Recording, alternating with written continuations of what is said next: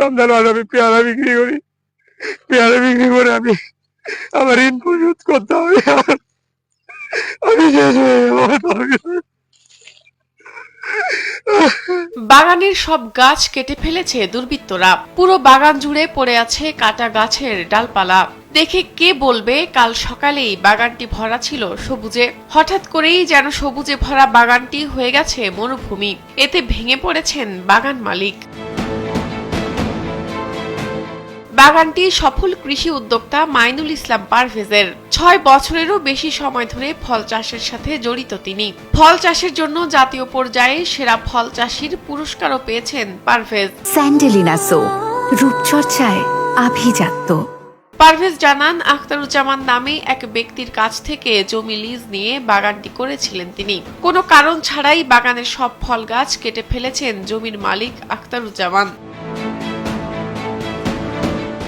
ঠাকুরগাঁও সদর উপজেলার চিলারং এলাকার বুড়ি ব্যারেজ সংলগ্ন ২ একর জমি লিজ নিয়ে পেয়ারা, বরই ও পেঁপে চাষ শুরু করেন পারভেজ। লিজের কাগজপত্র অনুযায়ী ২০২৩ সাল থেকে ২০২৬ সাল পর্যন্ত বাগানে চাষাবাদ করতে পারবেন এই উদ্যোক্তা।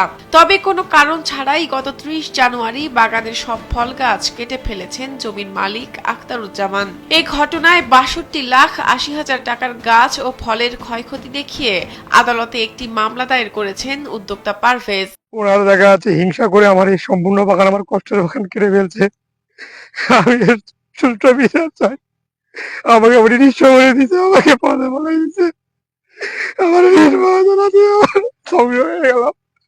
এখন আমি সামনে পুরোই বিক্রি করবো, আমার পুরোই ভালো ফলন দেখে উনি আমার বাগান কেটে ফেলছে। এ ব্যাপারে আখতারুজ্জামানের সাথে কথা বলতে চাইলে তিনি বক্তব্য দিতে রাজি হননি।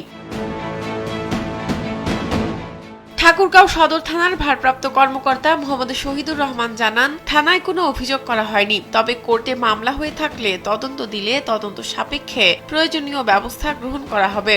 কোনো অভিযোগ কেউ করেনি, কোনো সংবাদ প্রদান করেনি। তবে যেহেতু বললেন কোর্টে মামলা করেছে, তো বিজ্ঞ আদালত থেকে মামলার কপি আমাদের থানায় আসলে আদালত যেরূপ ব্যবস্থা গ্রহণের নির্দেশনা দেবেন আমরা যথাযথভাবে সেটা পালন করে অবশ্যই ব্যবস্থা নেব। এই ঘটনায় হতবাক এলাকাবাসী। তারা চান ঘটনার সুষ্ঠু তদন্ত করে যেন ব্যবস্থা গ্রহণ করা হয়। শাহনাজ পারভীন, কালবেলা।